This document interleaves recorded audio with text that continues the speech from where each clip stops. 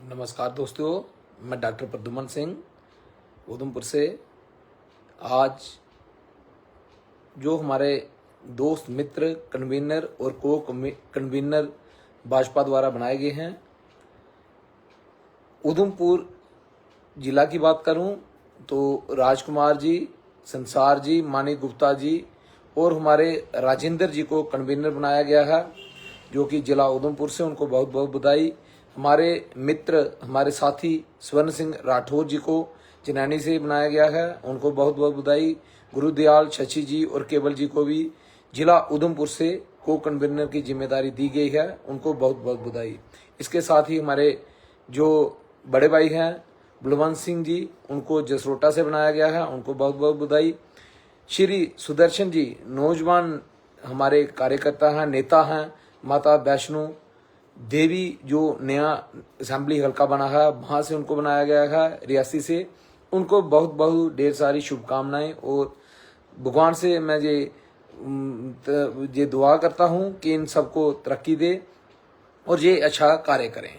अब साथियों, बात ऐसे है कि इलेक्शन का जो अभी बिगुल बज चुका है, तो सबको अब तैयार रहना है कार्यकर्ताओं को। और कार्यकर्ताओं से मैं ये अपील भी करना चाहता हूं कि सभी अब देखिए, देश विरोधी जो ताकतें हैं वो अब सक्रिय हो चुकी हैं।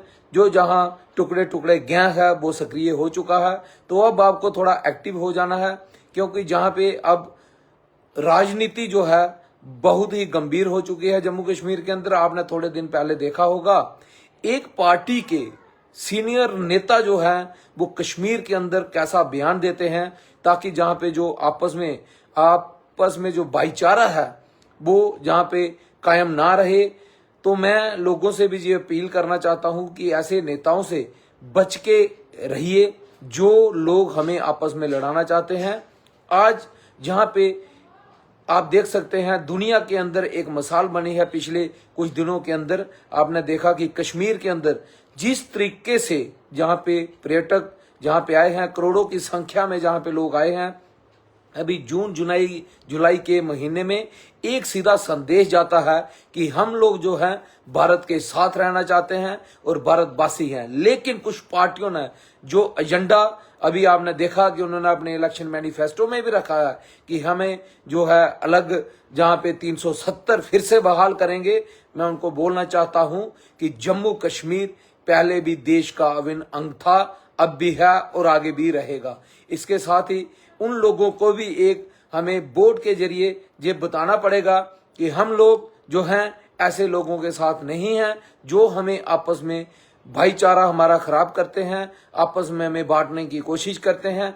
अगर आपको इलेक्शन लड़नी है तो आप डेवलपमेंट के मुद्दे पे इलेक्शन लड़िए। आप देख सकते हैं जहां पे अभी आप रोड इंफ्रास्ट्रक्चर की बात करें तो हमारे कुछ साल पहले, जहां पे अब जब मोदी गवर्नमेंट नहीं थी उससे पहले आप देख सकते हैं कि जहां पे हमारे एम्स नहीं थे, हमारे यहाँ पे सेंट्रल यूनिवर्सिटीज नहीं थी, हमारे यहाँ एक ही यूनिवर्सिटी थी जम्मू यूनिवर्सिटी, जो जम्मू सूबा के अंदर थी, कश्मीर के अंदर कश्मीर यूनिवर्सिटी थी। आज उसके बाद आप देख सकते हैं कि लगभग जम्मू यूनिवर्सिटी के 6-7 कैंपस खोले गए हैं जो आप साइटिस कैंपस हैं। उसके बाद क्लस्टर यूनिवर्सिटीज खोली गई हैं जो जम्मू में भी खोली गई हैं और कश्मीर में भी खोली गई हैं। इसके बाद किसी ने सोचा नहीं था कि जहां पे IIM बनेगा, IIIM बनेगा, IIT बनेगा। आप जहां पे देख सकते हैं जम्मू के अंदर डेवलपमेंट का जो स्तर है वो कहां पे गया है। लेकिन कुछ लोग जो हैं वो गलियों की राजनीति करके और आपस में लड़ा के जहां पे चाहते हैं कि वो सत्ता के ऊपर काबिज हो सके, लेकिन हम ऐसा नहीं होने देंगे मेरे साथियों। और मैं आपके माध्यम से ये बताना भी चाहता हूं कि आज आप जाइए, आप बात कीजिए, आप IIT की बात कीजिए, आज आप IIM की बात कीजिए, आज आप क्लस्टर यूनिवर्सिटी की बात कीजिए, आज आप सेंट्रल यूनिवर्सिटी की बात कीजिए।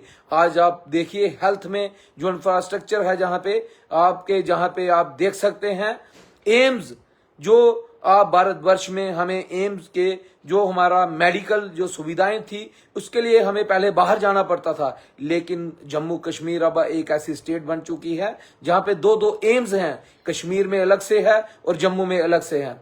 कुछ कमियां, कुछ खामियां तो रहती हैं, लेकिन हमें इन सबसे ऊपर उठ के हमारे जो गवर्नमेंट है, भाजपा गवर्नमेंट, उसको हमें मजबूत, उनके हाथ मजबूत करने हैं।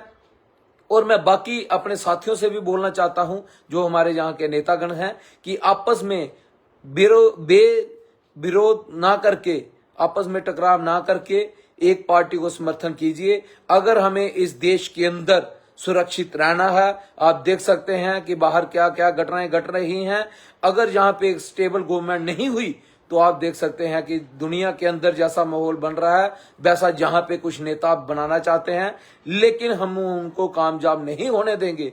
इसलिए मेरी सारे नौजवान साथियों से, अपने वर्कर से अपील है कि सभी घर से बाहर निकलिए और अपने उन कैंडिडेट को जिताइए जो देश हित की बात करते हैं, देश के लिए मर मिटने की कस्में खाते हैं। मेरे साथियों, आज जैसा कि आपने देखा कि जैसा जहां इलेक्शन का बिगुल बजा, मिलिटेंसी का दौर शुरू हो गया। फिर से हमारे नौजवान जो आर्मी के जहां अलग अलग हितों में लगे हैं, उन बेचारों को मारने की प्रथा जहां पे शुरू हो गई है, जहां पे आपसी भाईचारा खराब करने की जो जहां पे कुछ पार्टियों ने, जिनकी पहले भी यही नीयत थी, अब भी वही है, स्टेटमेंट देना शुरू कर दिया है। तो हमने उनको जहां से उखाड़ कर बाहर फेंकना है और हमें देखना है कि हमारे देश हित की बात कौन करता है, हमारी आर्मी की बात कौन करता है, हमारे लोगों की बात कौन करता है, और हमारी डेवलपमेंट की बात जिन्होंने की है, हमने उनको आज वोट के माध्यम से अपना एक वोट देके हमने वो ऋण चुकाना है, ताकि कोई ऐसा ना समझे कि अगर डेवलपमेंट की है तो अगर हम लोग वोट के माध्यम से उनका ऋण नहीं चुकाएंगे तो एक गद्दारी होगी। इसलिए साथियों, मैं ये कहना चाहता हूं कि सभी लोग बाहर आइए और जाइए, घर घर जाइए, घर घर तिरंगा फहराइए और घर घर मोदी जी की जो स्कीमें हैं उनको बचाइए, ताकि लोगों को पता चल सके कि हमारे गवर्नमेंट ने क्या कार्य किए हैं और आगे क्या कार्य करेगी। धन्यवाद। फिर एक बार मैं लोगों से गुजारिश करना चाहता हूं, अपने वर्कर से, अपने साथियों से गुजारिश करना चाहता हूं कि अब वक्त आ चुका है, घर से बाहर निकलिए और एक एक घर में जाकर तिरंगा लहराइए और भाजपा का एक एक वोट जो है वहां से बाहर निकाल के अब हमें मतदान के जरिए हमें दिखाना है कि हम भाजपा के साथ हैं। धन्यवाद। जय हिंद, जय डुग्गर, जय भारत।